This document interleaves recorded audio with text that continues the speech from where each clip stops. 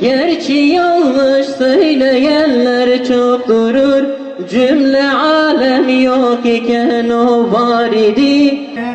روشو شبهم بحر بر نهرون باد تبش قاتل من در حياة.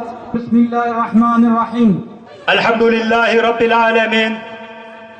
الصلاة والسلام على رسولنا محمد وعلى آله وصحبه ecmaîn. Ramazan ayının sonuna doğru geldiğimiz bu günlerde böyle bir iftar yemeğini vermemizdeki amaç partimizin üye, gönüldaş ve siz değerli hemşerilerimizle tanışmaktır. Değerli Çermik halkı, hepiniz hoş gelmişsiniz. Baş göz üstüne gelmişsiniz. İşte Hüdapar'ı kurma gayemiz budur.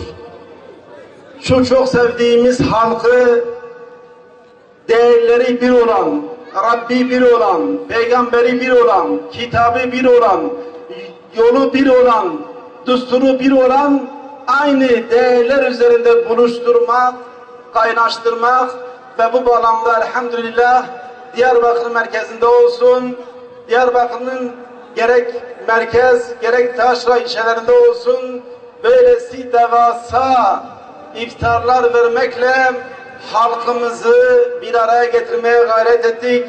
Halkımızla tanıştık. Halkımızı sevdiğimizi şu Çermik'te bir kez daha deklare ediyoruz.